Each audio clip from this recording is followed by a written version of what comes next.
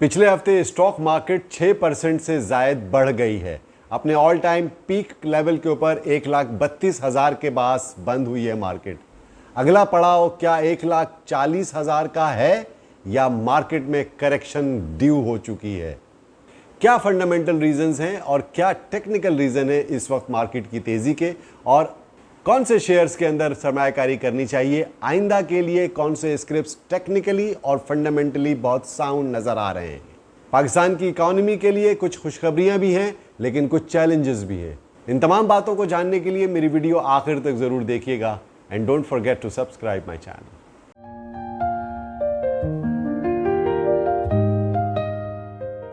अस्सलाम वालेकुम, मैं हूं शकील अनवर कमाल और हाजिर खिदमत हूं आपके सामने स्टॉक मार्केट का वीकली राउंड अप लेकर के। 4 जुलाई फ्राइडे को पाकिस्तान की स्टॉक एक्सचेंज अपने हाईएस्ट एवर लेवल पे क्लोज हुई है। तकरीबन 1,32,000 पॉइंट पे KSE 100 इंडेक्स पहुंच चुका है। 6% इजाफा हुआ गुज़िश्ता हफ्ते और उसकी वजूहात से आप सब वाकिफ़ भी हैं, लेकिन जो अहम वजह है वो है मार्केट के अंदर फंड्स की इंजेक्शन हो रही है। नया फंड आ रहा है, रिटेल इन्वेस्टर्स की तादाद में इजाफा हो रहा है और सबसे इम्पॉर्टेंट बात, म्यूचुअल फंड्स की बाइंग में बदस्तूर इजाफा देखने में आ रहा है। क्योंकि म्यूचुअल फंड्स के अंदर जो डेट सिक्योरिटीज़ के अंदर इन्वेस्टमेंट की जाती है, फिक्स्ड इनकम पोर्टफोलियोज़ में जो इन्वेस्टमेंट की जाती है, उसमें गवर्नमेंट ने टैक्स में इजाफा कर दिया है। लिहाजा ये तमाम फंड्स अब एक्विटी मार्केट की तरफ रुख कर रहे हैं। इसके अलावा आप जानते ही हैं कि CPI नंबर्स इस हफ्ते भी बड़े ही रिकॉर्ड लेवल पर नीचे आए हैं। 3.2% पर आई है, जिससे ये उम्मीद हो रही है कि आइंदा मालियाती पॉलिसी में मज़ीद शरह सूद में कमी मुतवक्को है। साथ साथ नेशनल सेविंग्स और डिफेंस सेविंग सर्टिफिकेट के लिए भी हुकूमत ने शरह सूद में कमी कर दी है। इसीलिए हम स्टॉक मार्केट के अंदर तेज़ी का ये तसलसल देख रहे हैं और ये बुलिश मोमेंटम कायम है और मार्केट 1,32,000 पॉइंट के एवर हाई के पास पहुंच चुकी है।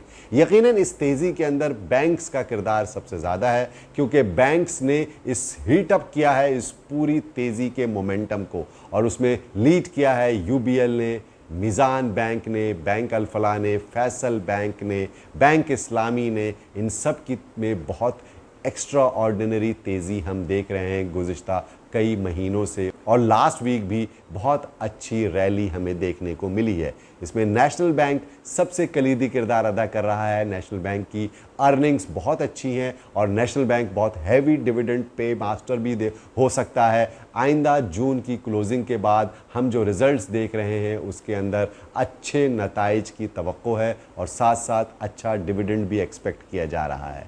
जाहिर है ये रैली अब कन्वर्ट होती हुई नज़र आ रही है जून एंडिंग की, ईयर एंडिंग की प्रॉफिटेबिलिटी और डिविडेंड रैली के अंदर, क्योंकि जिन स्टॉक्स के अंदर हमें पोटेंशियल नज़र आ रहा है उसमें ख़ास तौर पर जो डिविडेंड देने वाली कंपनीज़ हैं वो बहुत ज़्यादा लुक्रेटिव और इंटरेस्टिंग नज़र आ रही हैं। लेकिन ये क्या वजह है कि नई नई स्टॉक्स के अंदर हम तेज़ी भी देख रहे हैं? पाक टोबैको की प्राइस में बहुत ज़बरदस्त तेज़ी हुई है, मरी ब्रेवरी के स्टॉक्स में बहुत तेज़ी हुई है, नेशनल फूड का स्टॉक कहाँ से कहाँ पहुँच गया है। लेकिन कुछ छोटे स्टॉक्स भी हैं जिनके अंदर हमें बहुत एक्टिविटी नज़र आ रही है और उसमें तेज़ी का उनसर नुमाया नज़र आ रहा है, क्योंकि इन कंपनीज़ के अंदर हम टर्न अराउंड देख रहे हैं। लो पीस के ऊपर ये शेयर्स हैं और उनकी पोटेंशियल हमें आगे प्रॉफिटेबिलिटी का ज़्यादा नज़र आ रहा है। इसीलिए सरमायाकार उसके अंदर बहुत ज़्यादा सरमायाकारी का रुझान हमें नज़र आ रहा है। इन तमाम बातों से ये अंदाज़ा हो रहा है कि ये बुलिश मोमेंटम रुकने वाला शायद नहीं है, ये मज़ीद तेज़ी हो सकती है।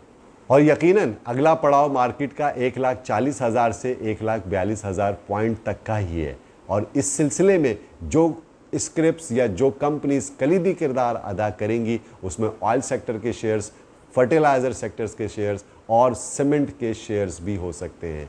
और इस हवाले से मैं आपको एक सीमेंट का शेयर वो बता दूं जो आज भी उसी लेवल पर है जो गुज़िश्ता 3 महीने पहले के लेवल पर था।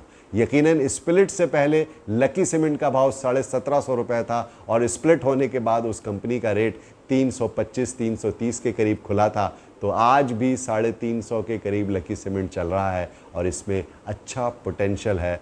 और ये बहुत जल्द ही 400 रुपए की कीमत तक भी पहुंच सकता है।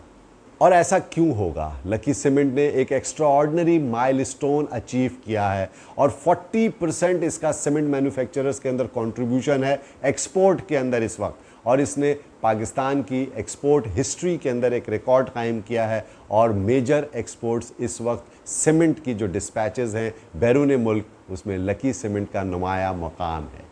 दूसरी एक सीमेंट कंपनी ठट्टा सीमेंट है, जिसका स्प्लिट अनाउंस हो चुका है और 1.5 स्टॉक स्प्लिट उसका बन चुका है और 14 जुलाई से उसकी ट्रेडिंग शुरू होगी और इसे भी 5 से डिवाइड करने के बाद ही इसकी शेयर प्राइस ओपनिंग होगी। लिहाजा ये जब ओपन होगा तो इसकी चाल देखी जाएगी और इसकी मूवमेंट पे हम नज़र रखेंगे और आपको इसके बारे में बताएंगे भी। बड़ी अच्छी और इम्पॉर्टेंट न्यूज़ आई है कि जैसे आप जानते हैं कि अमेरिका ने जो तिजारती टैरिफ की एक वॉर शुरू की दुनिया के अंदर और उसके बाद मोहलत भी दी और टैरिफ निगोशिएट अब हो रहा है और पाकिस्तान के साथ भी टैरिफ निगोशिएशन हो रहा है। तो पाकिस्तान के साथ टैरिफ ट्रेड का मामला तय हो गया है और उससे सबसे ज़्यादा एडवांटेज पाकिस्तान की टेक्सटाइल इंडस्ट्री को होगा और यकीनन गुल अहमद टेक्सटाइल, इंटरलूप, निशात मिल्स और दीगर टेक्सटाइल की कंपनीज़ के अंदर हम नुमाया तेज़ी पहले से हो रही है और मज़ीद तेज़ी एक्सपेक्ट की जा रही है। अब थोड़ा सा टेक्निकली मैं आपको बता दूं कि कुछ ऐसी कंपनीज़ भी हैं जिसके अंदर बड़ी मूवमेंट हो रही है, जिसमें प्रेमा है जो कि अल तहूर लिमिटेड है, एक फूड की कंपनी है, और साथ साथ एक ऐसी स्क्रिप्ट जो कि मेरी ऑल टाइम फेवरेट है, बड़ी लेगेसी है 70 ईयर्स की उसकी, उसका नाम है दी ऑर्गेनिक मीट कंपनी टॉम सेयल। यकीनन इसकी कीमत में 31-32 रुपये से मामूली सा इजाफा हुआ है और अब ये 35-35.5 रुपये के पास ट्रेड हो रहा है। टेक्निकली इसने एक ब्रेकआउट लेवल दिया है और यहाँ से मुझे इसकी कीमत नियर फ्यूचर 42 रुपीज़ तक तो लग रही है, लेकिन ये 50 रुपये का हदफ भी बआसानी क्रॉस कर सकता है क्योंकि इसकी अर्निंग्स बहुत अच्छी हैं और इसका बिज़नेस स्कोप जो है वो वाइड होता हुआ नज़र आ रहा है। साथ साथ दीगर फूड की कंपनीज़ के अंदर भी हम बाइंग स्प्री देख रहे हैं और यूनिटी फूड और इसके अलावा दीगर फूड की कंपनी में भी बाइंग नज़र आ रही है। मार्केट के अंदर गुज़िश्ता महीने या गुज़िश्ता साल जो लास्ट फिस्कल ईयर था उसमें तकरीबन $300 मिलियन की फॉरेन फंड्स की सेलिंग थी और अभी भी फॉरेन फंड्स की सेलिंग जारी है, जिसे आउट कर रहा है म्यूचुअल फंड, जिसे आउट कर रहे हैं इंडिविजुअल इन्वेस्टर्स पाकिस्तान के। तो पाकिस्तानी इन्वेस्टर्स का इस वक्त मार्केट के ऊपर बहुत ज़्यादा सपोर्ट भी है और बहुत ज़्यादा कॉन्फिडेंस भी है और उसकी वजह यकीनन पॉलिटिकल इकोनॉमिक्स की सिचुएशन भी है। पाकिस्तान के मैक्रो इकोनॉमिक फंडामेंटल्स तो इम्प्रूव कर ही रहे हैं, लेकिन पॉलिटिकल स्टेबिलिटी भी हमें स्ट्रॉन्ग नज़र आ रही है क्योंकि हुकूमत को 2/3 अक्सरियत मिलने के बाद अब उसे आइन साजी और फैसला साजी में आसानी होगी, जिसकी वजह से हमें ये लग रहा है कि ये हुकूमत अपनी मियाद भी पूरी करती भी नज़र आ रही है और शायद माशी मैदान में जो रिफॉर्म्स और बड़े फ़ैसले हैं, ख़ास तौर पर प्राइवेटाइजेशन का फ़ैसला, वो भी जल्द ही पाए तकमील को पहुँचेगा।